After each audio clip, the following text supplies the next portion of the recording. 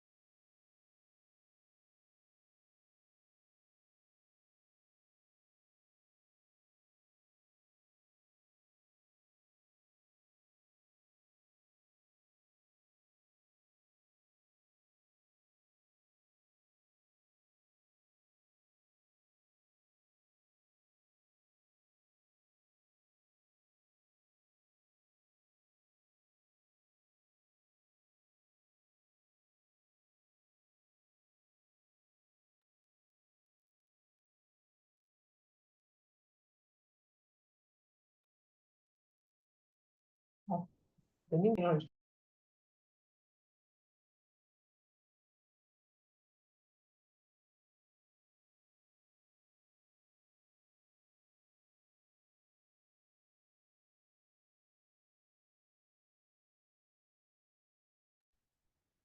Boa noite, pessoal. Boa noite, Adriana. Você vai ser a primeira, né?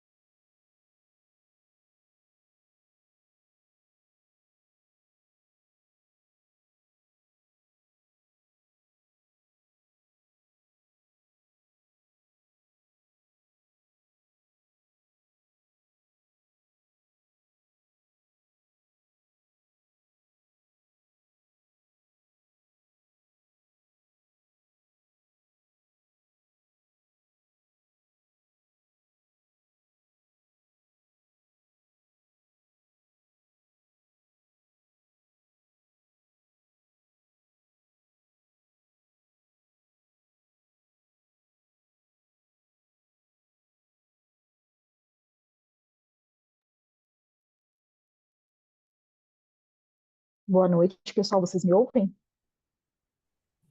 Boa noite, escuto sim. Ah, então tá bom.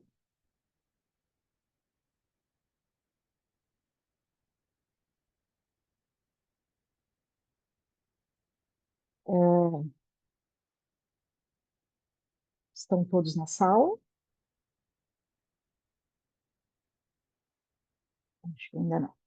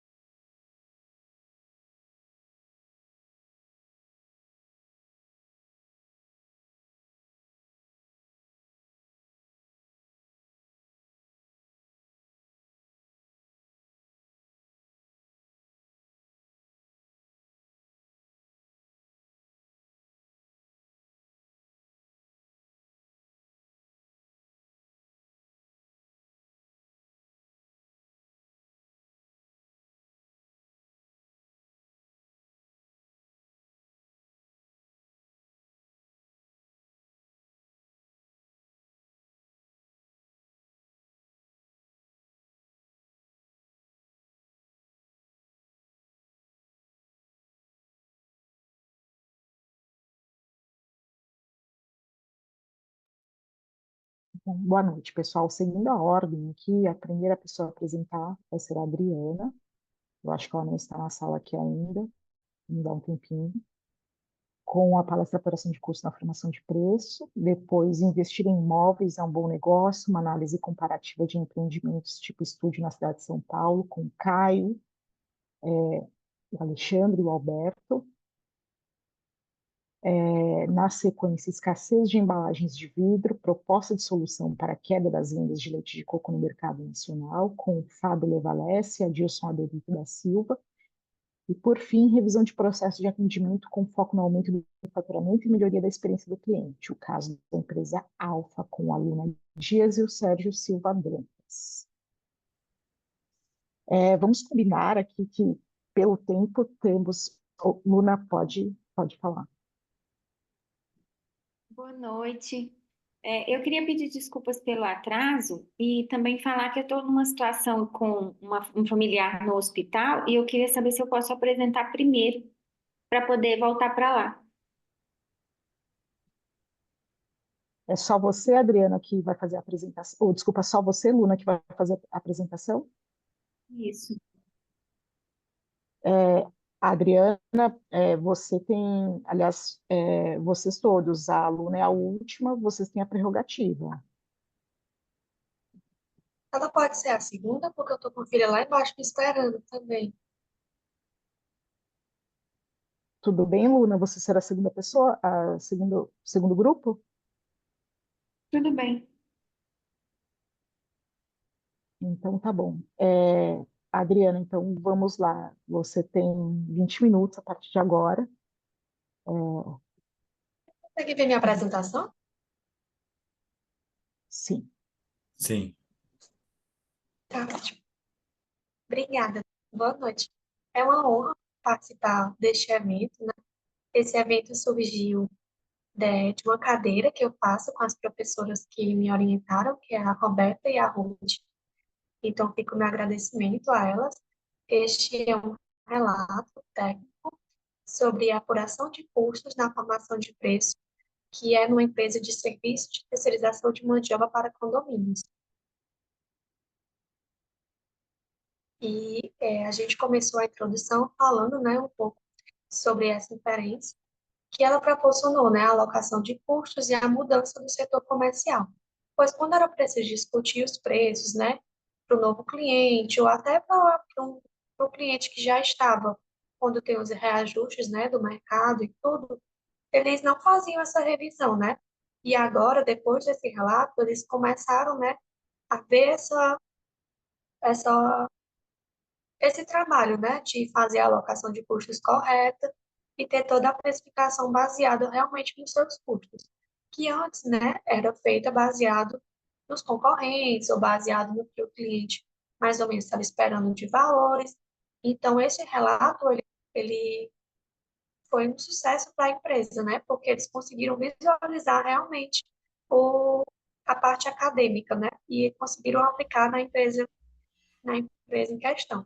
Então, ela foi feita na empresa em Fortaleza, né, no ramo de terceirização de mão de obra, que lá tem tanto portaria, como os rondas, como os zeladores, e tem também os serviços administrativos, né, que é fazer boleto, fazer a parte contábil, né, os balancetes, e dar toda a assessoria para os síndicos, né, e também a questão de pagamento de contas, então toda a parte mesmo contábil financeiro da empresa. E ela é uma empresa, né, muito conhecida no seu ramo por ter tantos anos também, né?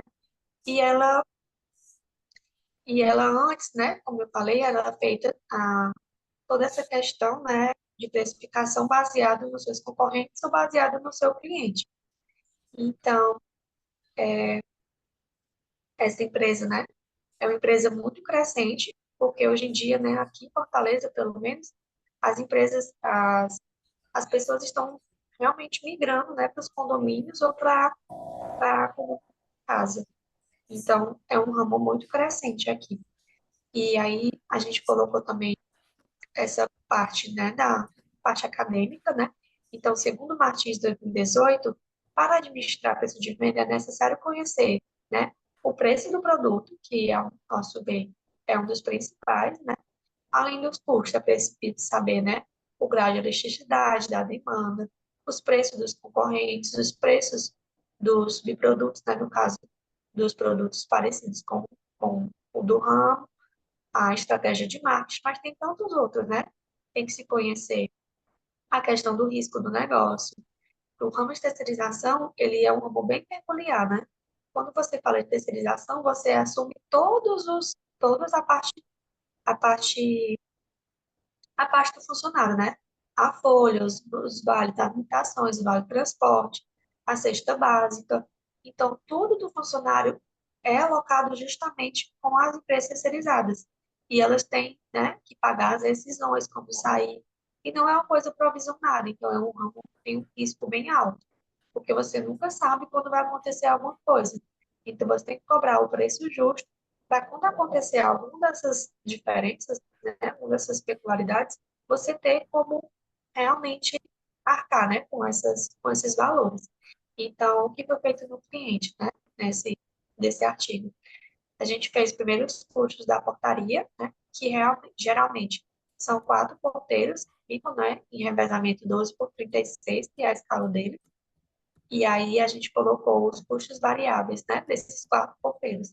O salário adicional noturno, a interjornada, as horas extras que já tem na categoria deles, o vale alimentação, a cesta básica, o vale transporte, o valor da FGTS, que é 8%, o 13º já por mês, né, dividido pelos 12 meses, as férias, o terço, o seu uniforme, que também tem que ser dado uniforme, 2 uniformes a cada ano, então já foi feito esse cálculo, o salário das reservas, né, porque quando falta alguém, a gente tem que colocar alguém e tem que ter essa pessoa de prontidão, né, para colocar lá, e os exames médicos, que é o que é feito todo ano para eles, dando um total de 15.314,67. E as despesas fixas dele são as despesas financeiras, né? As despesas tributárias, o sistema, que é o sistema da parte de, de cuidar de todos os funcionários, como a folha de ponto, né? Os salários, essas coisas. O certificado digital, que é a parte mais contábil, fiscal e pessoal. O suporte de informática, que eles possuem. O material de escritório, o salário dos sócios, a internet, aí tem os gastos, né, com o transporte, porque tem que estar passando nos clientes para poder fazer toda essa parte administrativa, né, dos funcionários. Como é um serviço terceirizado, ela tem que ter o convênio com o CRA, né, por fazer parte da parte administrativa. Tem também a parte do CRC, que é a parte do contador da empresa. O ISS também tem um cadastro próprio, né, por ser uma empresa de serviço, que dava um total de 18.019,17. E a empresa decidiu, né, ratear esse valor pela quantidade de funcionários que ela tem. Então, para esses 4 porteiros, dá o valor de 581,26. Os seus custos fixos são os salários da parte administrativa que cuida desses funcionários, né, na portaria. Então, é o salário, a alimentação, a FGTS, 13º, as férias e os exames, dando um total de R$ 4.946,76. Esse foi rateado, de acordo com o cliente, em 80% para os funcionários e 20% desses gastos é para a parte administrativa, que é a parte que cuida dos balancetes, dos boletos dos funcionários. Tem esses dois serviços pela empresa. E os zeladores foi feito da mesma forma, né? A mesma alocação de custo variável, de custo fixo e de despesa fixa. E foi feito o rateio da mesma forma. Os custos variáveis deu 3.803,79, os seus custos fixos deu 127,66, as suas despesas fixas deu 15,81,26 e dando um total de 4.512,71 centavos. E para o custo do Honda, né? O Honda é um funcionário que fica ou fora do condomínio, né? Fazendo realmente essa ronda pelo, pela, pela rua ou pelo quarteirão, ou fica até mesmo dentro do apartamento, para fazer uma segurança extra para o porteiro, né? Que está noturno. E aí a gente alocou do mesmo jeito, né? Os custos variáveis, despesas variáveis, e e os custos variáveis ficaram R$ 4.700,52, as despesas fixas de 531,26 e os custos fixos de 127,66.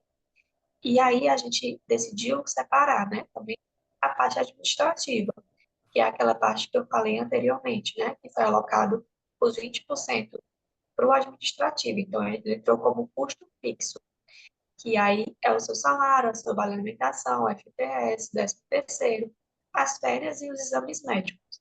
Eles não têm os outros, as outras, os outros, os outros encargos, né? Porque eles ficam home office. Então, eles não têm a parte de vale transporte, nem de cesta básica, e nem uniforme, que dá um total de 4.946,70. E aí, quando foi rateado só 20% por cliente, deu 989,35. E os seus custos variáveis, né?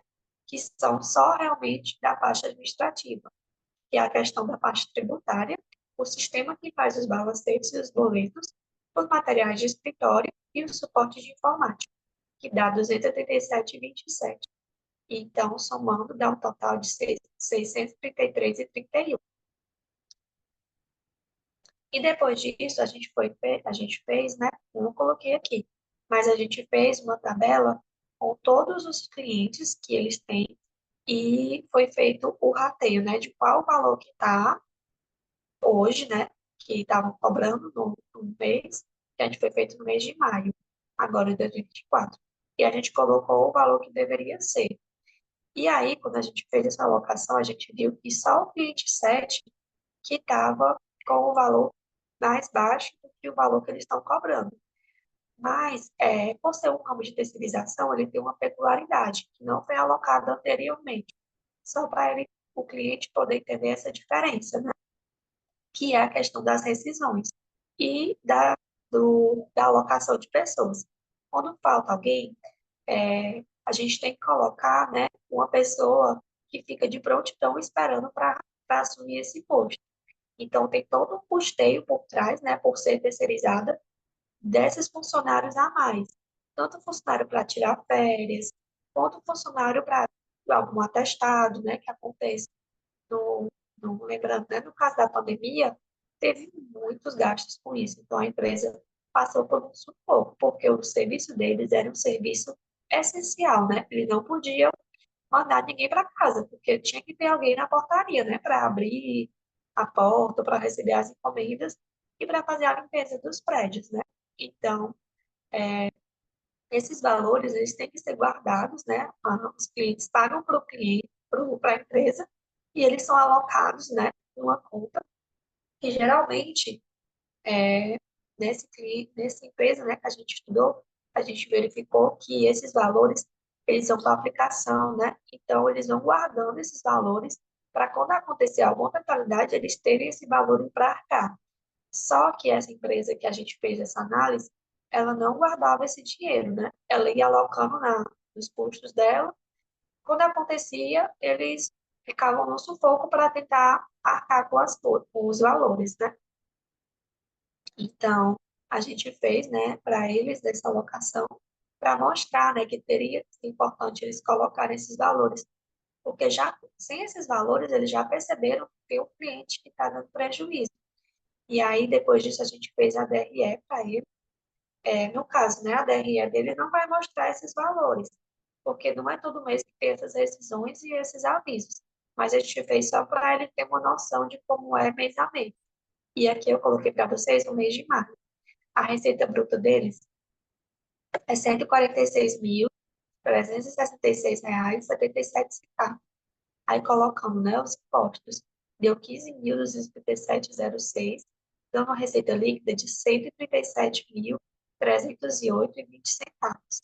E com os custos, né, de serviços vendidos, dá 112.993,39, dando um lucro bruto de 24.314,31. E a sua despesa administrativa de 4.702,23, dando um total de lucro líquido de 19.532,06. Só que quando a gente fez esse cálculo, né, que eu falei para vocês, sobre esses faltas, esses auxílios, essas doenças, a gente percebeu que dava um total de 23.518,89, que esses valores, né, eles já são colocados pela própria convenção da categoria, que eles estão, né, sobre elas, que é o CEACONS, que eles dão um percentual, né, que é esse 37% e 74, 37,74%, que alocando esses valores, eles perceberam que vários clientes estavam dando prejuízo, que dá um total de 4.697,82. Então, depois que a gente fez essa análise e mostrou, né, para os sócios, eles foram, né, conversando com os clientes para tentar reaver esses valores, né, para tentar realmente reajustar os seus valores de acordo com seus custos, não de acordo com o que eles faziam antes pelo mercado. E aí, depois disso, a gente foi ver qual lucro que ele queria atingir para poder calcular o markup, né? E aí a gente levantou para ele também esses dados, né? Colocando a análise como está descrita, né, para vocês, os impostos que são PIS, COFINS e ISS com 10,44%, a despesa administrativa dele, que dá 3,27%, a margem de lucro que ele queria, que era 0,1%, e somando o total dá 13,81%. Aí, fazendo o markup, a gente fez de 0,86 e 3. E, concluindo, né? Esse, desculpa, esse relato, ele conseguiu, né? Colocar, né, para o cliente o que realmente deveria ser feito e teve, né, essa mudança mesmo na empresa, que foi uma questão boa para a empresa. E também ele pode servir, né, desculpa, para outras pessoas, né, para outras empresas do ramo, ou quem queira entrar no ramo, para tentar ver realmente quais são os seus custos e tentar, né, que seus clientes paguem um valor realmente justo para eles não darem prejuízo, como é o caso dessa empresa antigamente.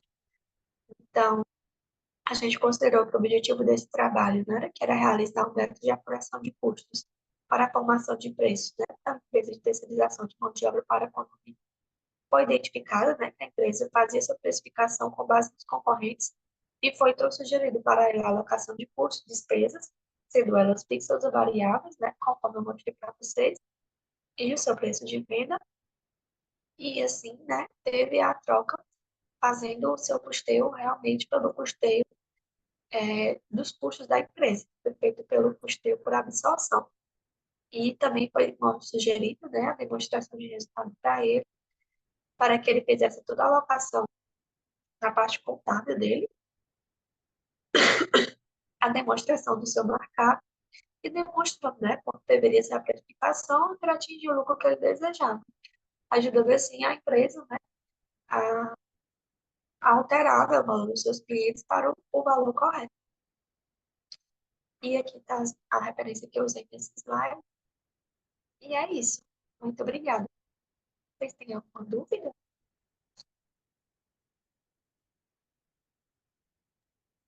Obrigada, Adriana. A gente tem aí mais 4 minutinhos, se alguém tiver alguma dúvida, alguma pergunta.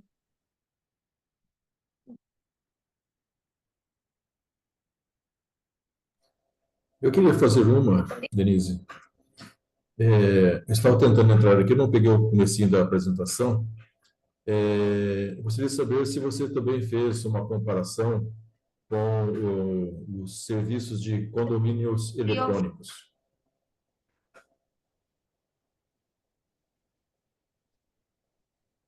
Eu não consegui lhe ouvir a frase toda. Você pode repetir, por favor? Assim, no seu estudo, você também fez comparações com o condomínio eletrônico? Não, foi só uma portaria mesmo física. Eles Tá, não têm portaria eletrônica. legal. É porque tem esse serviço também que diminui bastante o custo, né? Que você Isso. acompanha a distância, né? Ok, obrigado. Muito obrigada. Obrigada, Adriana. Obrigada. É, mais alguém? Mais alguma pergunta? Obrigada. Obrigada. Pessoal, obrigada. Como a gente tinha conversado, a aluna pediu licença, está com uma pessoa, um familiar hospitalizado, então ela vai seguir aqui na sequência da apresentação, tá bom? Adriana, você pode seguir. Adriana, não, desculpa, aluna. Obrigada. Eu estou tentando compartilhar a tela aqui. Estão conseguindo ver? Sim. Certo. Boa noite, primeiramente, e obrigada por aceitarem aí a troca. Nosso trabalho aqui foi feito por mim e pelo professor Sérgio. Se chama Revisão dos Processos de Atendimento com foco no aumento do faturamento e melhoria da experiência do cliente, o caso da empresa Alfa. Ele é resultado do meu trabalho de conclusão do mestrado em Administração do Desenvolvimento de Negócios no Mackenzie. Então, vamos lá. Eu sou aqui do Tocantins, então os dados que vocês vão ver, as informações são aqui do Tocantins.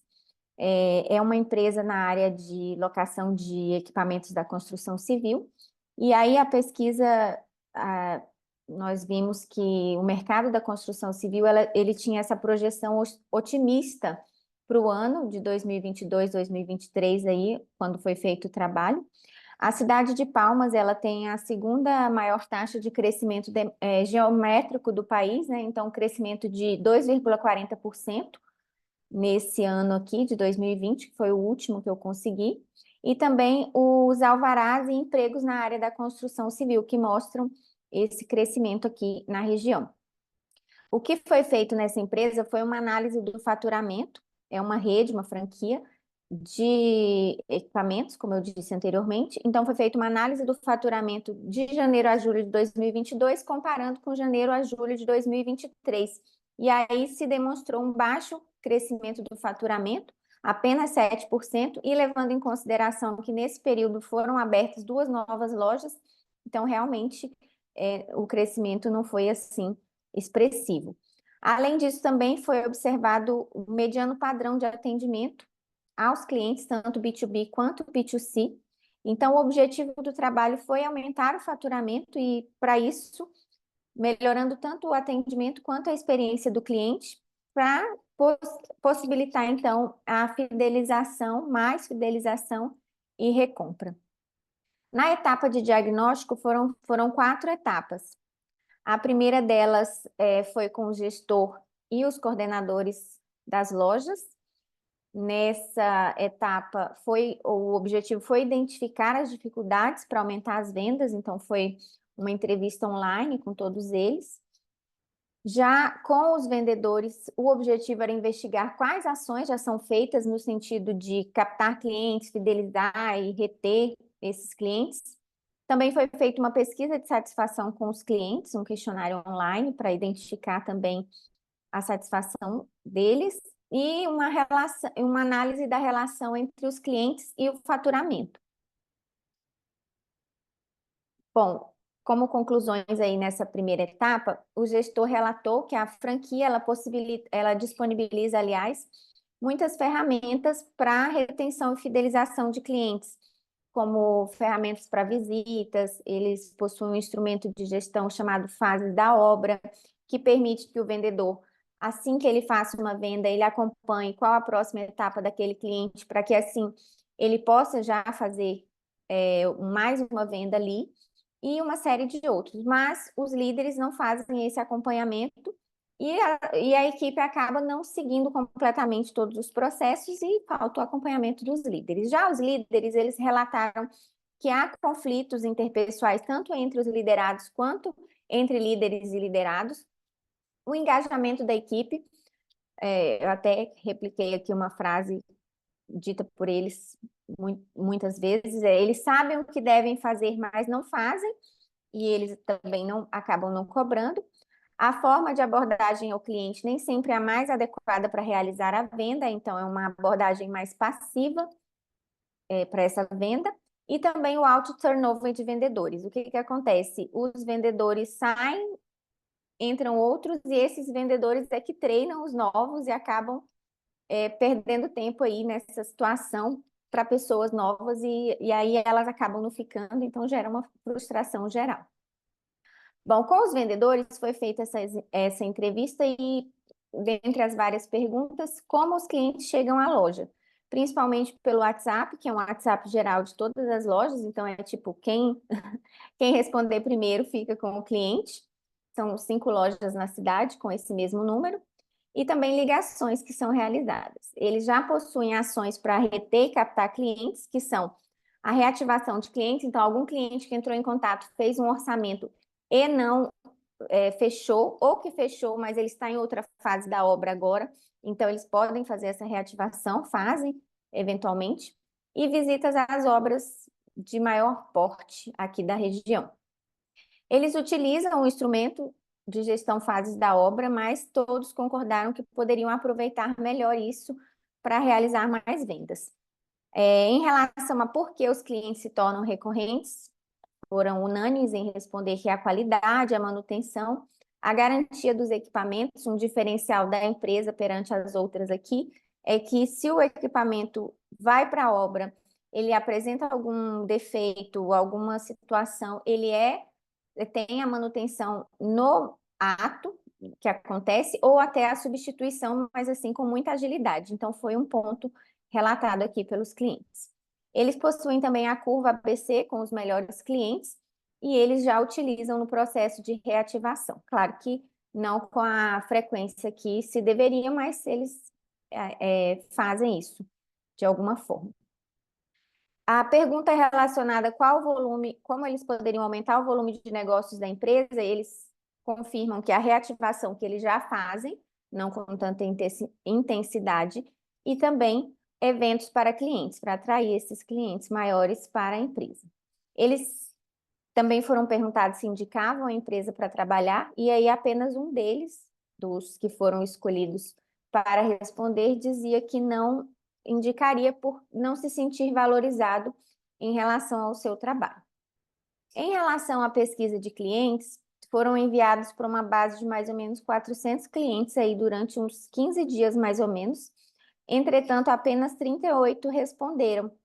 E aí vocês podem ver aqui que desses 38, apenas 4 detratores, os neutros ali, os 3, e o restante promotores, né? Então, tivemos poucas respostas nesse primeiro momento.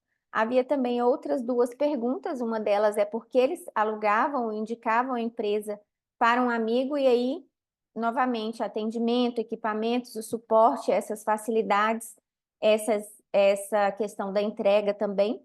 E o que a empresa deveria fazer para que eles fizessem mais negócios ou indicar mais foram as respostas de processos menos burocráticos, cobrança, preço, prazo, equipamentos, pós-venda e mais agilidade no WhatsApp. Bom, relacionados aos primeiros aqui, processos, cobrança e tudo mais, só para contextualizar, como a empresa é franquia, diferente das outras aqui, então eles têm processos organizados relacionados a isso.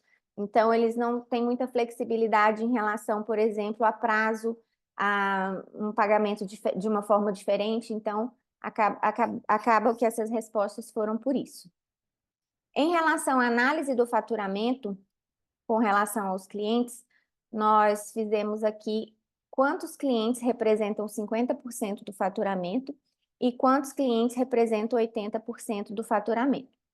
E aí a gente pode ver ali na penúltima coluna que apenas 7,44% dos clientes representam 50% do faturamento. Já... Ai, o que eu fiz? Ainda estão vendo? Sim. Ah, sim. Ah, tá. Apenas 7,44% representam 50% do faturamento e 29% representam 80% do faturamento da empresa. Então, um dado que mostra que é necessário focar em alguns poucos clientes para o aumento desse faturamento. Então, aqui, como eu falei, boa parte desses dados, e aí, ali no último item, que foi a conclusão de focar mais nesse planejamento e na execução dos processos de acompanhamento de clientes da franquia que eles possuem, o desenvolvimento dos líderes, que acabam deixando a desejar em vários aspectos, a gente vai ver nos resultados, e ações com clientes específicos. Foram 3 temas no aporte teórico de criação de valor ao cliente, experiência do cliente e fidelização. Vocês vão ver no plano de ação que eu utilizei a metodologia Disney, que é uma metodologia de atendimento e experiência do cliente, e aqui na proposta de solução, nós dividimos em 3 blocos de solução, de categorias, né? A equipe de vendas, os líderes e os processos de retenção e fidelização. Para os vendedores, a equipe de vendas, foram feitos treinamentos. Os treinamentos, eles focaram principalmente na política de remuneração, então, a fala do vendedor levou a um entendimento que o processo de remuneração variável da empresa relacionada com as comissões, elas não eram interessantes, atraentes e também até não eram fáceis de compreender. Além disso, para que eles recebessem um valor a mais pelas vendas, essas metas das empresas estavam interligadas. Então, ainda que uma loja atingisse a meta, se a outra loja não tivesse atingido certos requisitos, eles também não receberiam. Então, mudou-se para a comissão individual, e aí foi esse treinamento para esclarecer para eles como seria a partir de agora. Também houve o treinamento da metodologia Disney, que aí foi um desenho do processo de entrega da experiência, desde a abordagem do cliente pelas vias online e presenciais até esse retorno posteriormente desse cliente. Também um planejamento das visitas aos clientes, essas obras maiores, visitas B2B para esses clientes. Então, foi feito esse treinamento para planejar isso e também um treinamento para que eles pudessem conhecer, estudar e entender melhor o instrumento de gestão fases da obra. Também nesse período surgiu um novo serviço da empresa, que seria a locação protegida, que aí também foi incluído aí para que eles pudessem fazer vendas a respeito disso. Com os líderes, o treinamento basicamente foi do ABC do líder, o papel do líder.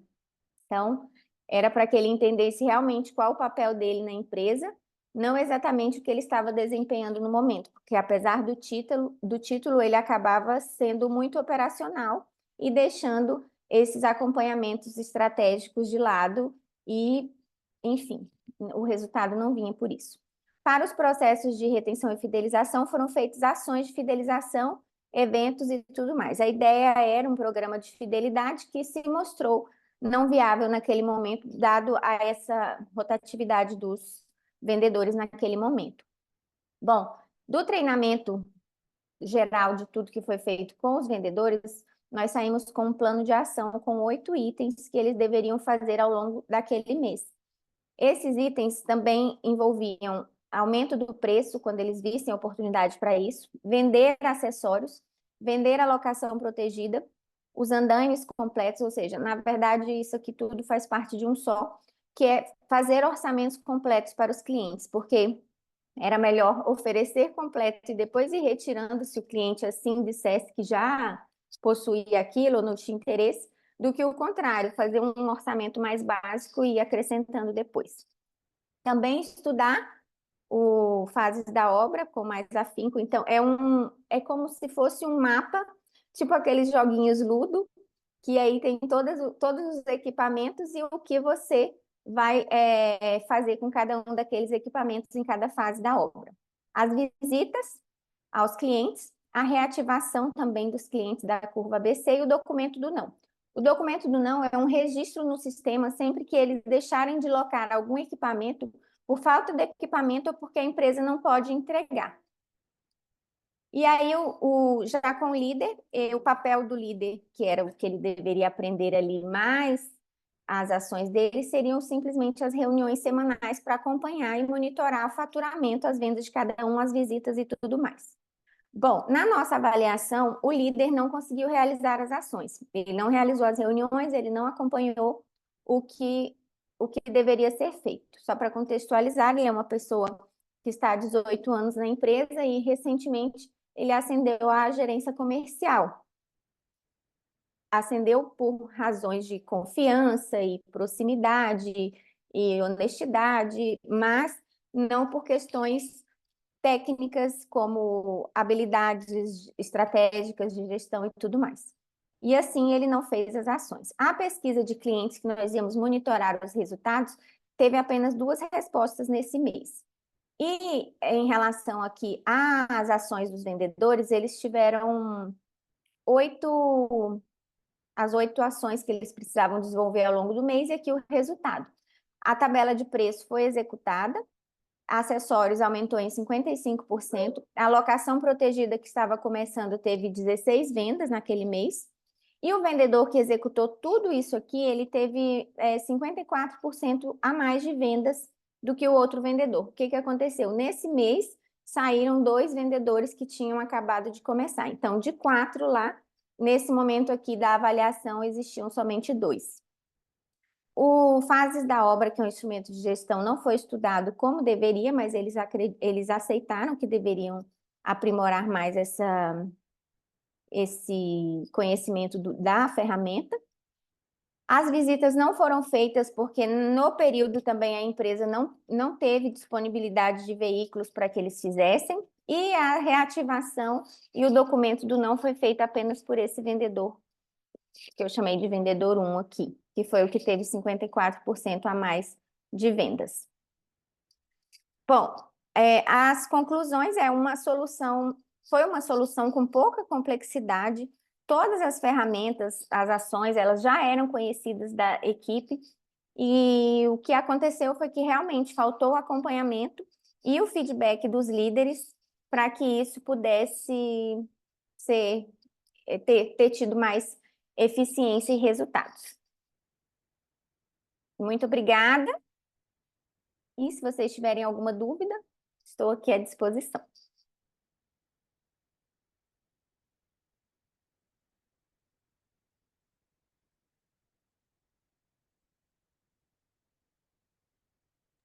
Obrigada, Luna. Parabéns pelo trabalho. Só uma observação, Denise. Estou aqui bastante feliz, né, de revê-la agora aqui apresentando um trabalho como uma pesquisadora, não é? E assim, com Isso. tanta clareza na apresentação e de algo bastante relevante e bastante prático. Então, fico muito feliz em vê-la aqui apresentando esse trabalho. Meus parabéns, Luna. Obrigada, professor.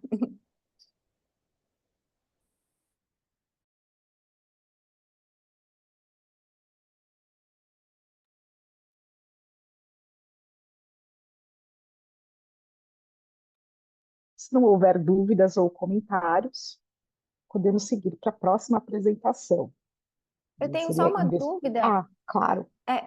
Acho que teria uma discussão, alguma coisa do tipo, ou não? Só se houver comentários. Ah, tá. Então, eu poderia retornar para o meu compromisso. Pode, fica à vontade, Luna. Boa sorte. Obrigada, viu, gente? Muito obrigada. Melhoras para o seu parente, Luna. Obrigada. Bom, Caio, Alexandre e Alberto, não sei se os 3 vão apresentar. Acho que você, Caio, pode seguir com a sua apresentação. Tá bom.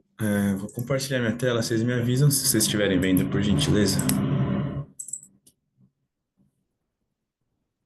Estamos vendo. Bom, pessoal, primeiramente agradecer a oportunidade de apresentar o trabalho para vocês. Esse trabalho é fruto da disciplina, do mestrado também do Mackenzie, assim como da Luna. O professor Alexandre e o professor Alberto não vão conseguir apresentar ou participar porque eles estão presentes lá no evento, né? E isso aqui é um estudo de caso,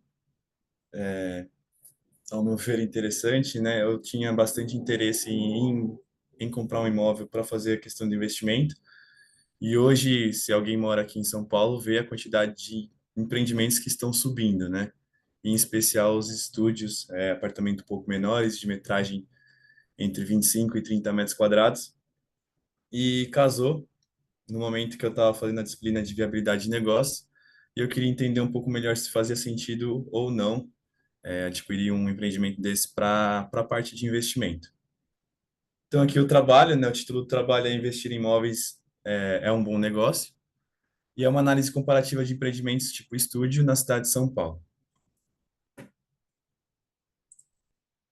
Aqui um pouco da agenda, então vou trazer uma introduçãozinha, mais ou menos do que eu falei agora, do porquê que eu realizei esse estudo, um referencial teórico que embasou todo o processo do artigo científico, metodologia que a gente utilizou, um pouco do desenvolvimento, os resultados e depois o Super Decisions, que foi um programa que embasou um pouco melhor os resultados e, por final, algumas considerações finais. A introdução, falando um pouquinho da parte dos empreendimentos, né?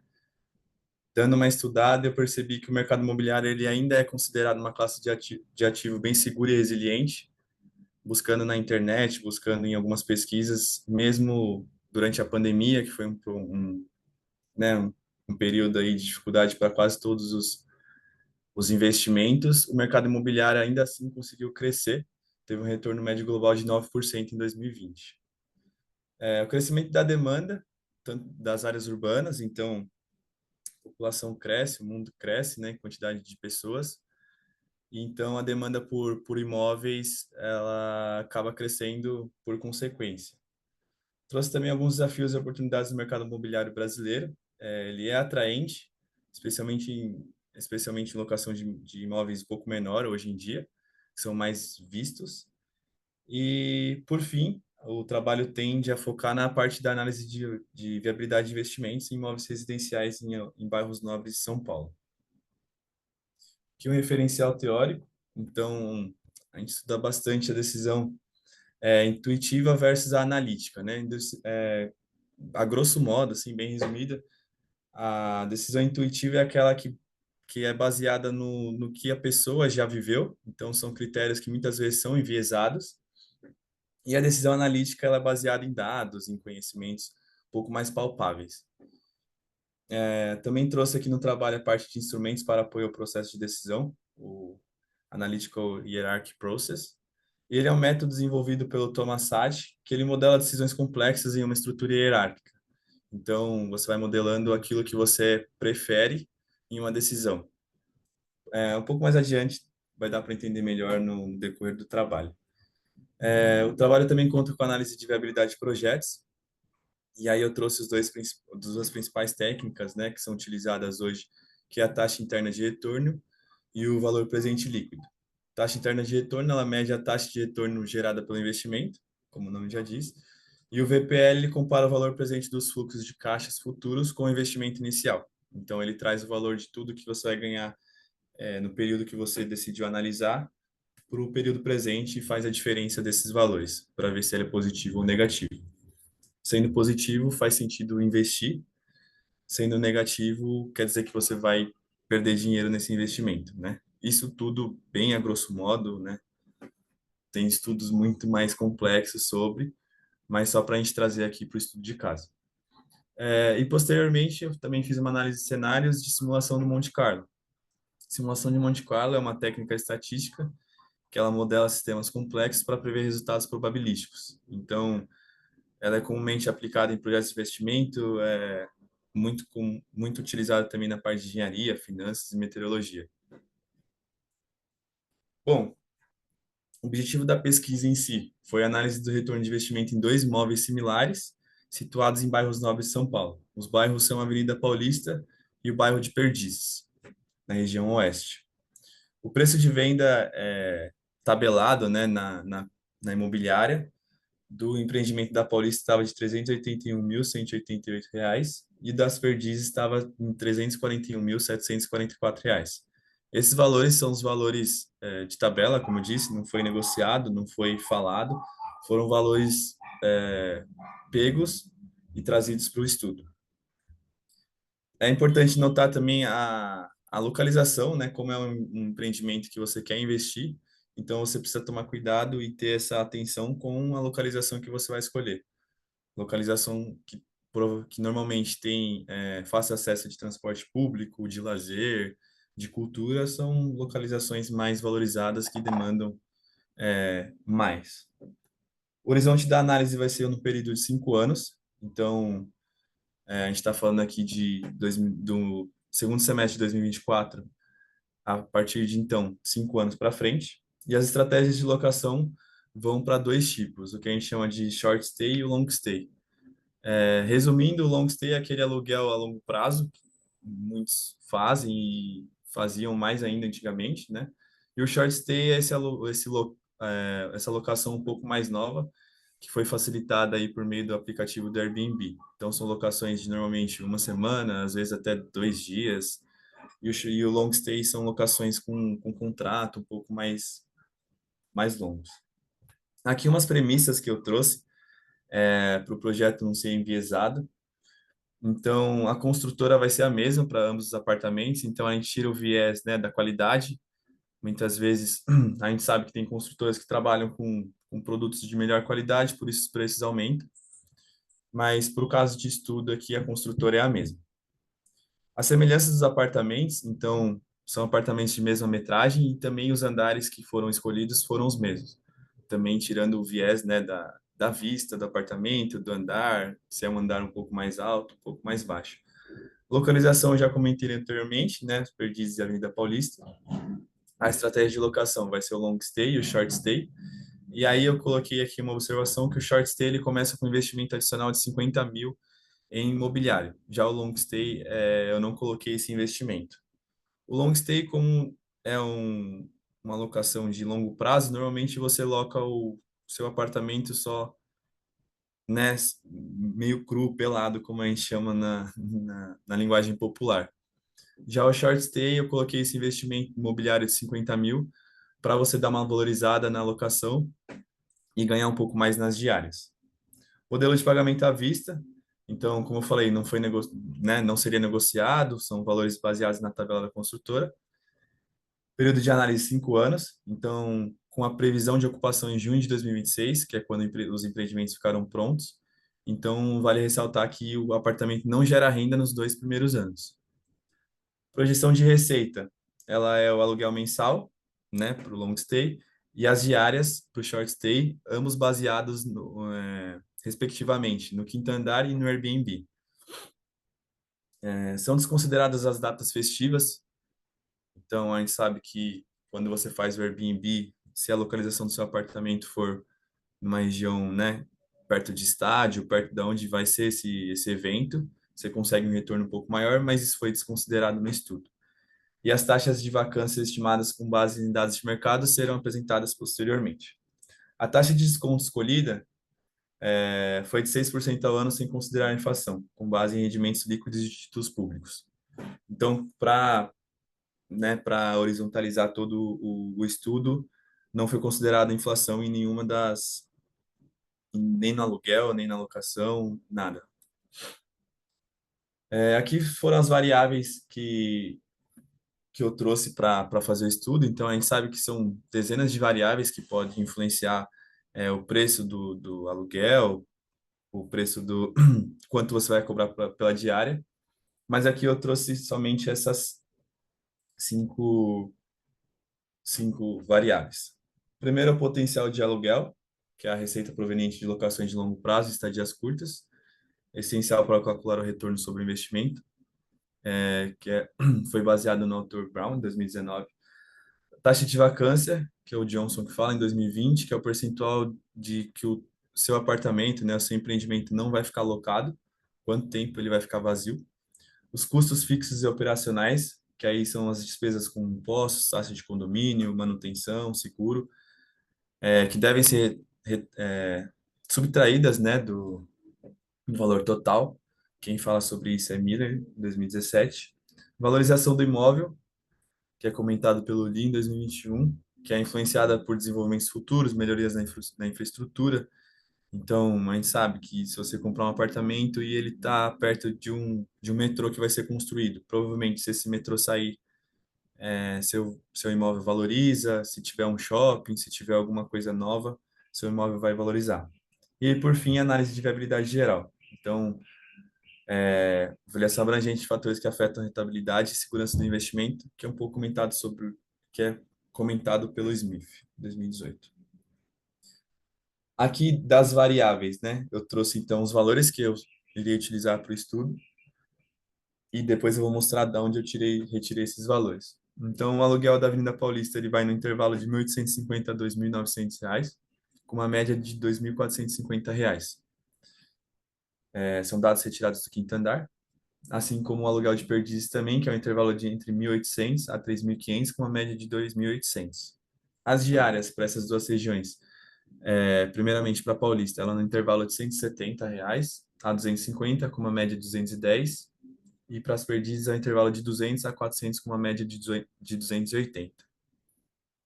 A taxa de vacância no short stay, ela é um pouco maior, uma média de 50%, com desvio padrão de 10%, refletindo, lógico, a natureza volátil do mercado de locação de curto prazo. E a taxa de vacância do long stay, ela é um pouco menor, uma média de 10%, com desvio padrão de 5%, porque é uma locação um pouco mais estável, né? Normalmente com contratos um pouco mais longos. Então, quando você fecha seu contrato, a probabilidade de seu imóvel ficar vazio é um pouco menor. Os custos operacionais, eles foram taxados aqui no nosso estudo em 10% sobre o valor total gerado pelas locações, em ambos os tipos de locação. E aí a valorização do imóvel foi uma variação de 0 a 30%, com uma média de 15% acima da inflação nos últimos 5 anos em São Paulo, perdão. E, por fim, o imposto de renda na revenda, né, vai ser incidido em 15% sobre o lucro imobiliário no momento da revenda.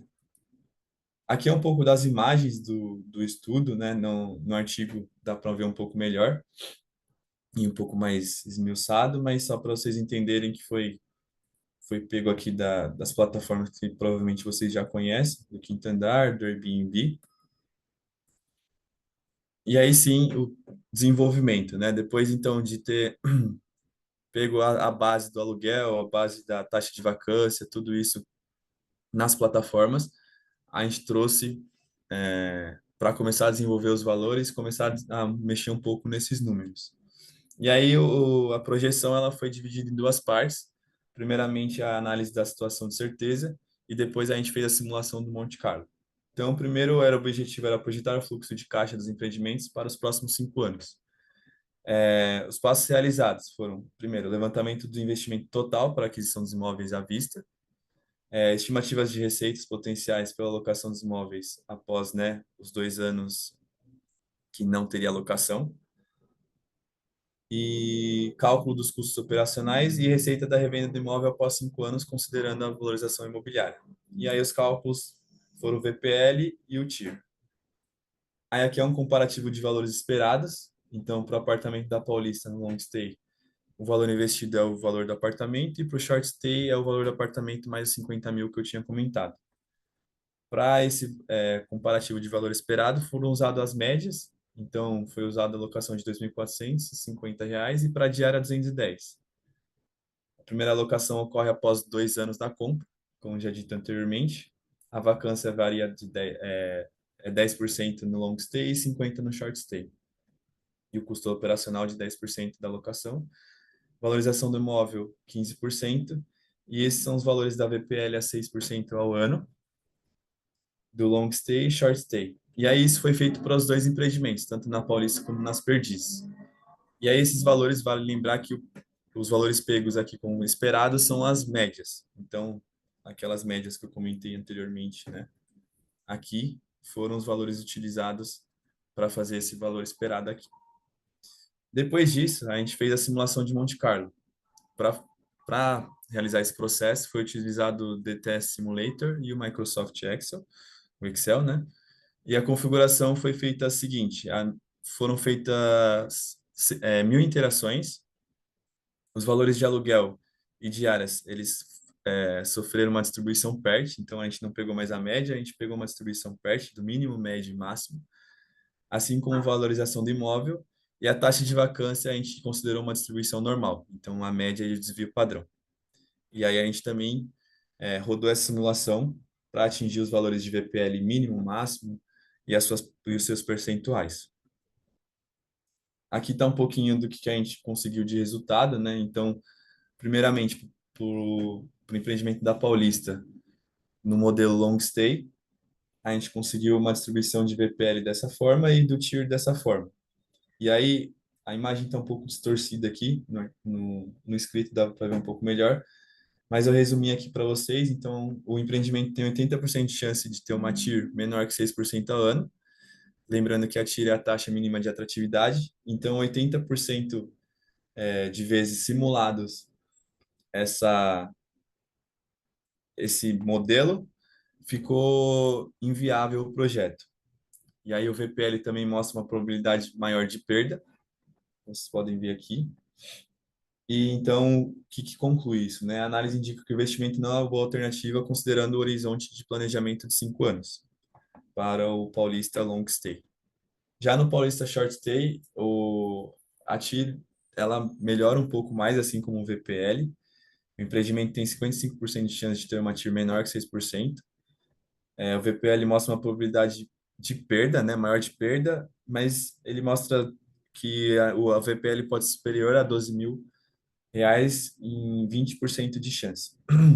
Então, né, se a gente pega aqui 80% até 100, você consegue um VPL maior que 12 mil aqui, mais ou menos. E aí a conclusão é que apesar do investimento do short stay na Paulista ser um pouco melhor, apresentar resultados melhores, ambos trazem rentabilidade mínima esperada, não trazem, né, a rentabilidade mínima esperada pelo investidor. Quando a gente passa para o empreendimento das Perdizes, e no modelo de long stay, o empreendimento tem 50% de chance de ter uma TIR menor que 6% ao ano. Então, começa a ter uma melhora nos números, mas também é bem arriscado esse empreendimento. Quando a gente passa a analisar o VPL, 20% de chance de uma VPL superior a 12 mil, mas agora já pode começar a atingir até 40 mil, né? Quase 0,01% aí de chance. Conclusão é que o investimento apresenta um retorno incerto e insuficiente, especialmente se as condições de mercado forem desfavoráveis nos anos seguintes. Então, pode chamar um pouco de atenção e talvez considerar o investimento, mas se as condições de mercado não forem tão favoráveis, a gente pode cair nessa parte da curva, né, onde o investimento fica inviável. Mas aí, quando se trata do empreendimento nas Perdizes, short stay, a gente começa a ter valores bem notáveis aqui, bem interessantes. Então, acima de 6% ao ano em 85% dos casos, né, para TIR. Então, a gente pode pegar aqui, ó, 6%. A gente começa a ter mais de 80% dos casos, então 83%, 84% dos casos tem uma TIR que seria a taxa de retorno maior do que aquela esperada, mínima, né, esperada por nós. E a análise do VPR, quando a gente analisa o VPL, a gente tem 50% de chance de um VPL superior a 30 mil, que pode atingir até 115 mil. Então, quando a gente pega aqui, ó, cerca de 80, um pouco mais de 80% de chance do VPL ser positivo, né? E aí, quando a gente começa a pegar quase 50% de chance de um valor ser maior que 30 mil. Então, a gente tem um lucro aí, vamos dizer assim, a grosso modo de R$ 30.000, né, nesse investimento. Então, a conclusão que chega é que a alta probabilidade de retorno positivo indica que essa é uma boa alternativa de investimento, diferenciando-se das demais alternativas estudadas. Então, na análise, né, somente na análise analítica, na análise quantitativa, a gente consideraria o Perdiz Short Stay o melhor empreendimento dentre os estudados. E aí, né, antes de terminar o estudo, a gente também fez uma análise na parte menos racional, menos racional, perdão, que é com Super Decisions. E aí ela avalia o impacto, qual que era o objetivo, né, dessa análise? Avaliar o impacto e a importância das variáveis críticas na decisão de investimento. Então, as variáveis críticas analisadas foram a localização do imóvel, o preço da aquisição e o tipo de locação.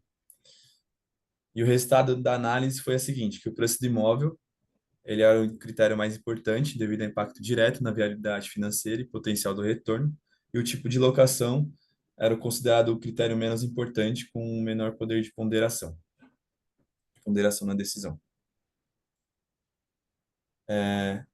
Após as opções, vendo as opções avaliadas, né? São as 4 também que foram avaliadas anteriormente. Então, Paulista Short Stay, Paulista Long Stay, Perdiz Short e Long Stay.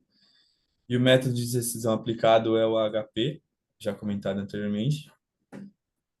E o resultado foi que a melhor opção também continuava sendo o imóvel no bairro das Perdizes com a mobilidade short stay.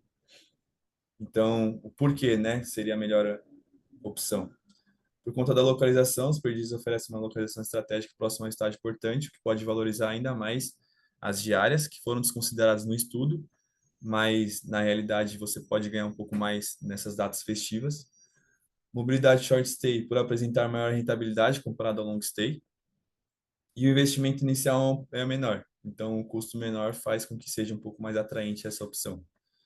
E, por fim, a conclusão, a escolha do imóvel em Perdizes com short stay combina com a localização estratégica, menor investimento inicial e a maior potencial de valorização, resultando na opção mais vantajosa em termos de rentabilidade e viabilidade econômica. Então, só para fechar o estudo, né, algumas considerações finais. Melhor alternativa seria a compra de imóvel nas Perdizes com a alocação na modalidade short stay. Algumas observações relevantes que a gente fez durante o estudo. Foi a preferência pelo short stay. O modelo short stay foi preferido em relação ao long stay, indicando maior demanda por estadias curtas e flexíveis. Outra observação foi a localização nas Perdizes. Destacou-se como um fator mais atrativo do que na Paulista, hoje, né? A recomendação ao investidor é negociação e gestão, então ampliar a atratividade por meio de negociações. Lembrando que eu comentei no início, o valor pago, né, foi totalmente de tabela. Talvez se você consiga negociar um valor melhor, um desconto, talvez os outros empreendimentos começam a ficar economicamente viáveis também. Sempre lembrar, né, que o apartamento normalmente ele é um investimento de longo prazo. Então, para o caso de estudo, a gente fez 5 anos aqui, mas normalmente você possui um apartamento por bem mais do que 5 anos. Então, são 10, 15, 20 anos que a pessoa tem um apartamento. Sempre ter cautela, né? Então, fatores externos como políticas públicas, mudanças regulatórias, taxas de juros podem influenciar no seu estudo de viabilidade. E, por fim, também sempre considerar o risco e rentabilidade. Recomenda-se considerar cuidadosamente os riscos e a potencial valorização dos ativos imobiliários, dado que fatores externos, como dito anteriormente, podem afetar o resultado do investimento. E aqui um pouquinho das referências que a gente utilizou para montar esse estudo.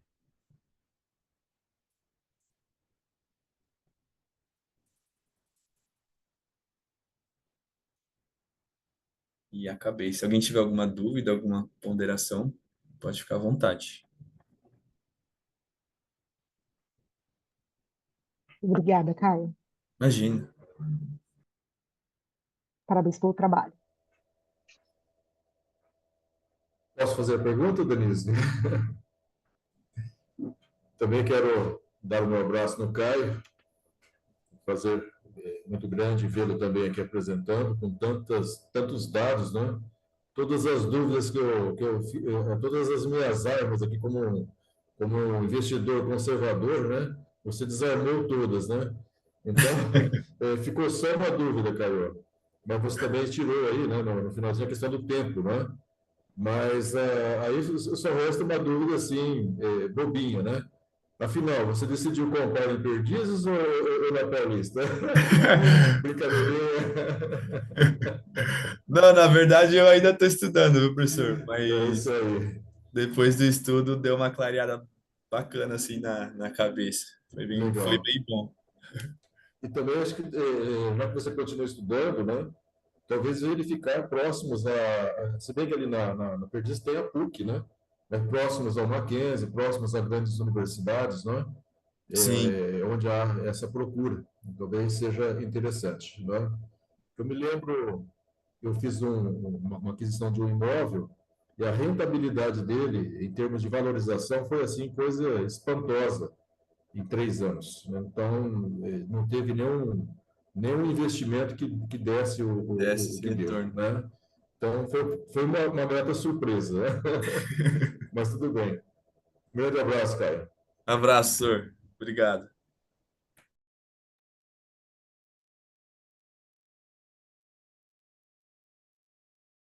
Se não houver mais nenhuma pergunta ou consideração, podemos seguir para a última apresentação da sala. Esquecer de embalagens de vidro, proposta de solução para a queda de vendas de leite de coco no mercado nacional. Obrigado, Denise. Vou compartilhar aqui a minha Imagina. tela.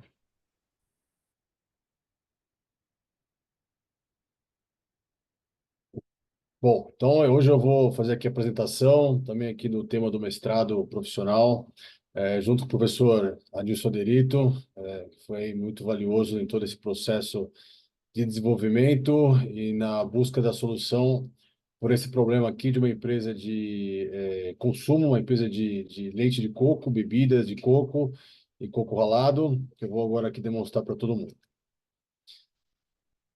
Opa, aqui. Bom, então, trazendo aqui a caracterização do problema, o problema da escassez da embalagem de vidro, ele é conhecido no mercado e ele foi retratado em diversas fases, por diversos meios de comunicação. Então, lá em 2021, no momento da pandemia, o Brasil Jornal trouxe a notícia de que empresas de cerveja e de vinho sentiam falta já da disponibilidade da oferta de embalagem de vidro para os seus produtos, para as suas embalagens. Uma dessas causas foi o próprio aumento do consumo naquele momento de pandemia e pós-pandemia, que acabou fugindo aí do planejamento, do orçamento de embalagem para aquela época. Nos anos de 2022, 2023 e também agora em 2024, o problema persiste. Então, lá já em 2022 também, o Isto é Dinheiro retratou aqui a Heineken com problemas de fornecimento de embalagem. E no ano passado, o próprio aqui KPMG trouxe uma preocupação pós o ano de 2025. A característica principal dessa escassez da embalagem de vidro, como um todo no mercado nacional, ela se dá a uma limitação de fornos de manipulação do vidro para o desenvolvimento da embalagem. E quando a gente considera a embalagem de leite de coco, que é o objeto aqui do trabalho, que é o problema que foi identificado, ela se agrava ainda mais porque existe um único fornecedor que atua neste molde da embalagem de leite de coco. Para cerveja, vinho, tantas outras embalagens, muitas vezes 3, 5, 10 fornecedores são responsáveis pelo abastecimento. No caso específico, por uma característica já de mais de 30 anos, uma única indústria fornece o molde e a embalagem de leite de coco para todas as marcas do cenário nacional.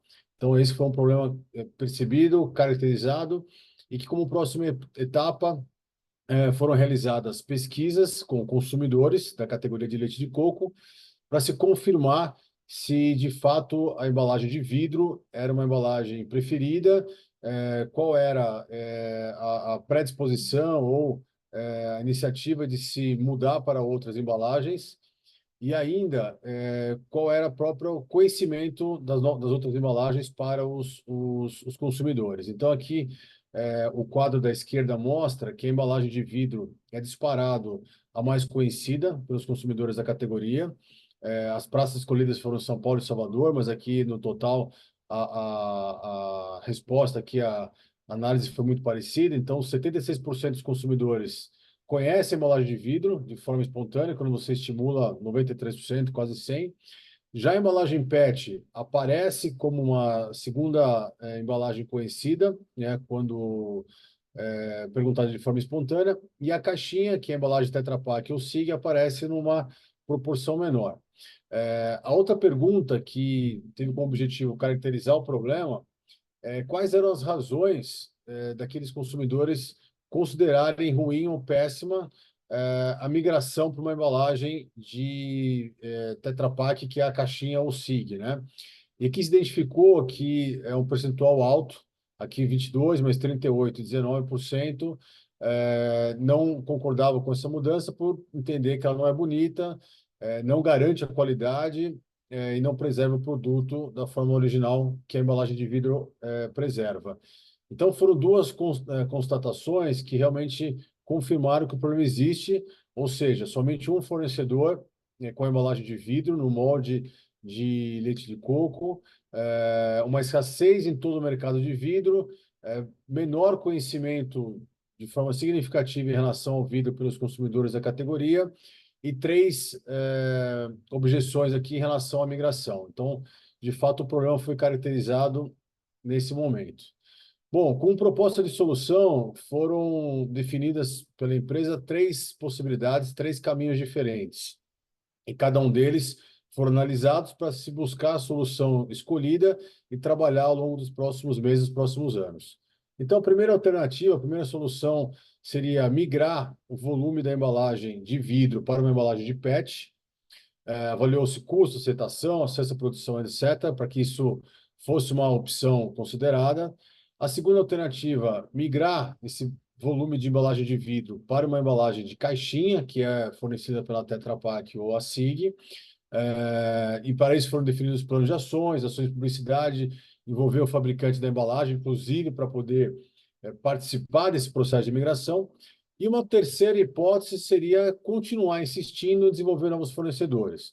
Por mais que os últimos anos, 5 anos, a companhia não encontrou um fornecedor que seria uma opção para o desenvolvimento e o fornecimento da embalagem de vidro no molde da categoria de leite de coco, a companhia deveria ou poderia insistir em buscar esse novo fornecedor. Então, as três alternativas foram avaliadas, discutidas, e encontrou-se aqui um quadro de prós e contras, pontos positivos e negativos, riscos e oportunidades para cada uma dessas alternativas. Essa foi a metodologia aqui seguida pela empresa para escolher uma delas ou duas delas para que o caminho fosse trilhado, né?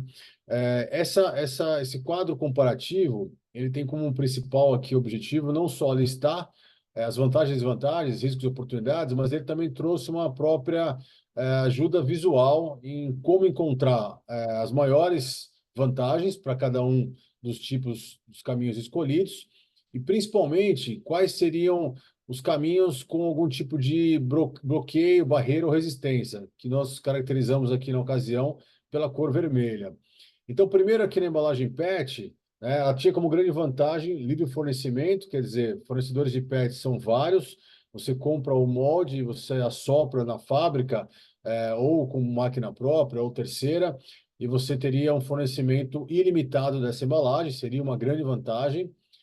Vários pontos negativos, o primeiro deles é que essa indústria que estamos falando não tem a linha de vase de PET, somente de Tetra Pak e de vidro, mas como principal ponto negativo aqui, a qualidade nos testes de imigração para embalagem de PET não foram atendidas. Então, o produto, ele por característica, não preserva nem o sabor e principalmente a cremosidade do leite de coco da marca aqui em questão. Então, infelizmente, essa opção aqui na embalagem de PET, por mais que houvesse uma grande vantagem, algumas desvantagens e riscos, a questão da qualidade foi extrema e isso não era possível de ser corrigido no curto prazo, então essa alternativa foi descartada. A companhia também percebeu que as embalagens, as marcas que atuam na embalagem de PET são marcas de menor preço, até pela própria menor qualidade, menor custo, etc. Isso também poderia ser um problema de percepção de mudança de qualidade. Então, essa alternativa acabou sendo descartada por essas razões. Vou passar para a terceira alternativa aqui, que foi continuar desenvolvendo um novo fornecedor. Ele traz como principal vantagem perder a dependência do fornecedor atual, que é exclusivo no mercado nacional, quer dizer, o problema poderia, em tese, ser resolvido nesse caminho, ainda teria a oportunidade de menor custo, como ponto negativo, preocupação com o tempo de desenvolvimento, adaptação de linha, etc. Mas aqui o risco que foi caracterizado como extremo para que esse caminho não fosse avançado seria aí repetir o mesmo fenômeno dos últimos anos, que significa o quê? Investir tempo, reuniões de trabalho, análise de números, perspectivas, forecast, etc., mas no final acaba que para o fornecedor essa categoria não compensa, o volume essencialmente de cerveja, de vinhos, que consome a maior parte das embalagens de vidro no Brasil, ainda continua crescendo, quer dizer, a categoria de leite de coco numa proporção infinitamente menor, o risco de avançar e ocorrer o declínio novamente fez com que a companhia eliminasse nessa fase essa alternativa. E aí, então, aquela que foi escolhida como uma melhor proposta de solução para o problema identificado foi buscar trabalhar a migração da embalagem de vidro para a embalagem de caixinha, que é a Tetra Pak ou a marca SIG, né, a fornecedora SIG. E aqui foram identificadas várias vantagens. Melhor rentabilidade, né, pelo custo ser menor do que o vidro. A embalagem, inclusive, já é comercializada por essa marca hoje, numa proporção muito pequena, muito menor, mas já existe uma experiência, existe uma linha, existe um caminho a ser trilhado. A disponibilidade, claro, considerando aí a embalagem em caixinha, não há qualquer perspectiva de falta ou de problema, de atraso. E as linhas de produção que estão disponíveis hoje nessa indústria estão ociosas. Isso significa que nem necessidade de investimento ocorreria.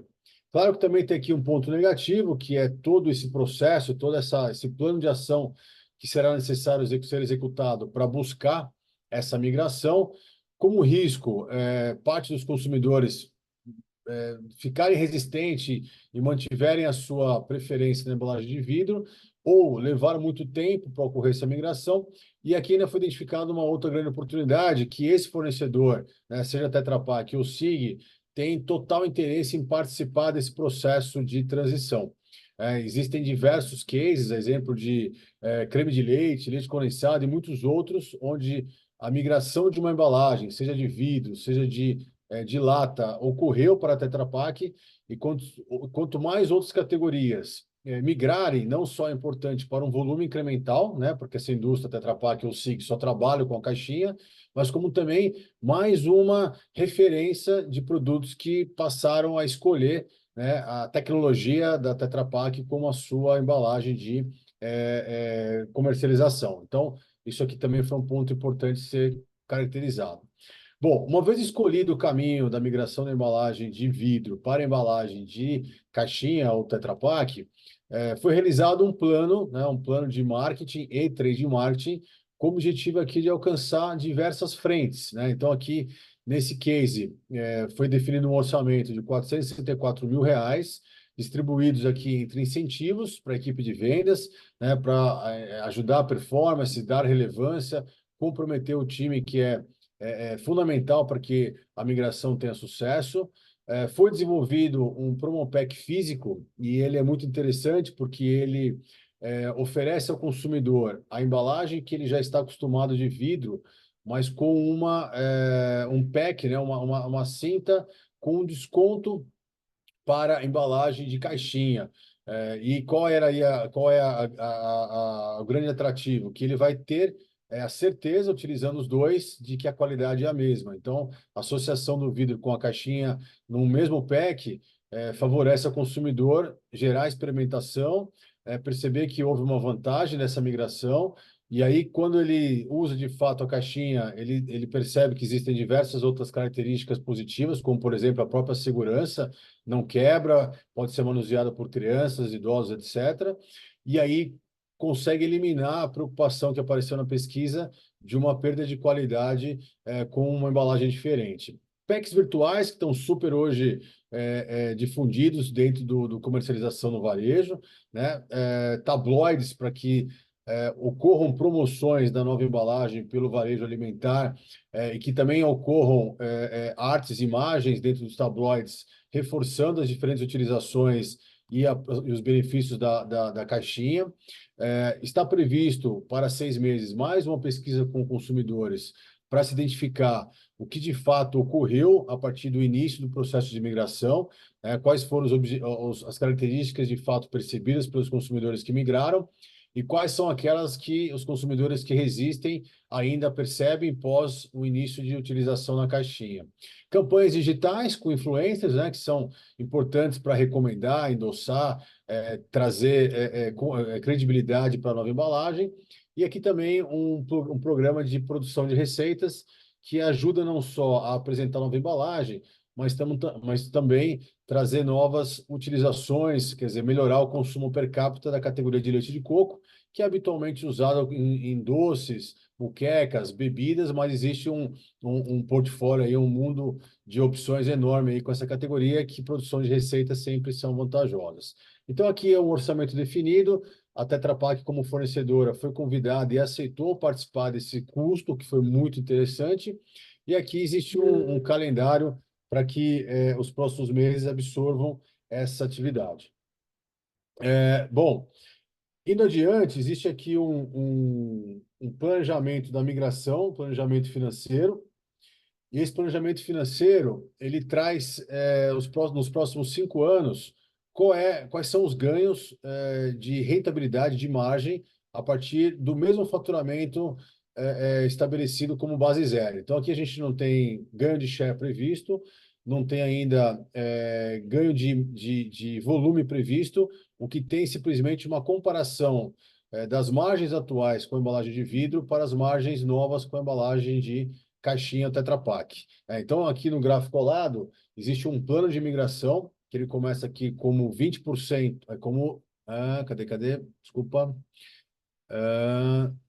Aqui como 30% de Tetra Pak, caixinha com 70 de vidro, e ele chega no ano 5 com 13% de vidro, e 87% da caixinha no Tetra Pak. Então, é um processo de migração com maior intensidade no primeiro, segundo e terceiro ano, e que depois entra numa estabilidade ou num crescimento menor, e a companhia entende que 87% do seu volume em caixinha já é o suficiente. Provavelmente a perspectiva é que não suma a embalagem de vidro, eventualmente algum canal ou algum cliente ainda se prefere e fique ainda resistente à mudança, como ocorre hoje em diversas categorias do supermercado. Esse simulador de margem, por conta do custo menor na caixinha, a margem do vidro hoje, né, ele entrega 17%, enquanto na caixinha 20%. Então, ao longo do tempo, a ponderação aqui de 18,1 da margem entre as duas embalagens alcança 20% no ano 3 e ainda cresce um pouquinho mais no ano 4 ou 5. Então, em margem valor, considerando histórico de volume, ainda sem crescimento de share, tem aqui uma perspectiva de 1,5 milhão de saving aqui de margem incremental acumulada com essa migração. Bom, então essa foi a apresentação do trabalho, um problema de fato que foi comprovado, de fato uma questão crítica para a companhia, dado que a categoria de leite de coco tem uma grande relevância dentro do portfólio total, soluções desenhadas e esse caminho escolhido agora para a implementação. Deixa à vontade aí, se tiver qualquer comentário ou dúvida aí, eu pergunto. Obrigada, Fábio. Parabéns pela pesquisa. Obrigado, pessoal.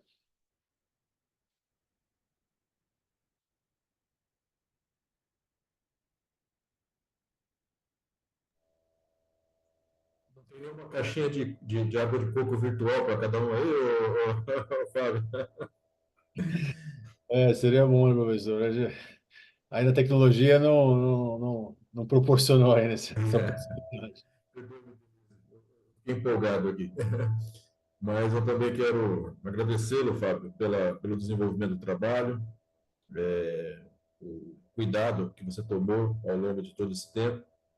E toda vez que eu vou ao mercado agora, eu me lembro, né, e fico verificando lá a quantidade, né?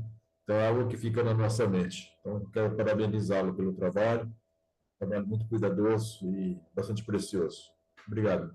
Obrigado, professor. Obrigado pela oportunidade aí, por toda a orientação. Pode falar, Ana. Oi, Fábio, eu quero te dar parabéns, achei muito bom o seu trabalho. Eu estou na qualificação, né, do mestrado profissional também aí da USP, e achei que ficou muito claro, né, todo o processo que você fez. E eu também sou no mercado de embalagem, faz 15 anos que eu atuo, só que eu atuo com embalagens flexíveis. Eu já ia te sugerir fazer embalagens flexíveis. Hoje já tem o óleo de coco na embalagem flexível, né? Quem sabe seria mais saving, com certeza, para essa categoria também, é uma outra inovação. Mas você realmente identificou um problema que existe. Além disso, a minha família trabalha com café e eles viveram esse problema também da falta do vidro para o café solúvel né, nesse momento que você estudou. E achei muito interessante você encontrar 20% de saving, né, nessa troca. Então, já estou com esse número na minha cabeça aqui para sugerir para algumas coisas também, né? E achei muito bom. Você trabalha nessa empresa? Como é que foi o seu levantamento de dados? Ah, sim, Ana, obrigado pelos comentários. Fazer um comentário aqui sobre esse save, né? A grande vantagem dessa embalagem é porque a companhia também trabalha com água de coco.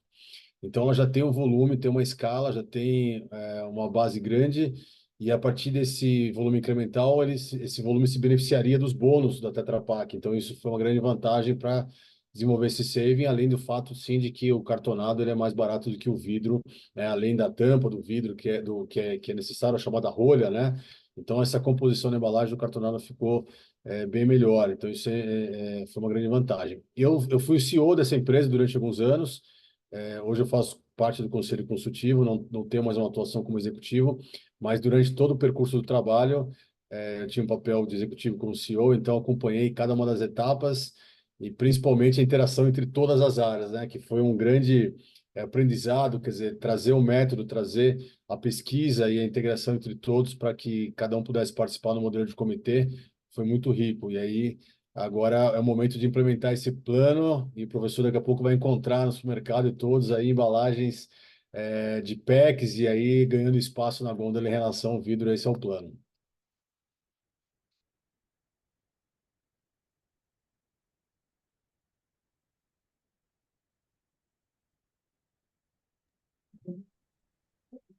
Gente, então, obrigada pela participação de vocês. Se não houver mais uma pergunta, eu vou encerrar a sala hoje. Foi um prazer, foi a primeira moderação. Foi muito mais tranquila, mas e parabéns a todos vocês pelo trabalho. Obrigado, Denise. Obrigado a todos. Parabéns, A Fábio. todos. Parabéns Sucesso demais. a todos. Parabéns, professor Adilson. Um Tudo certo, abraço. Tchau, pessoal. tchau. Obrigado. Um Um abraço a abraço. todos. Tchau, Até tchau. mais. Um abraço, Denise, também. Tchau, tchau. Uhum.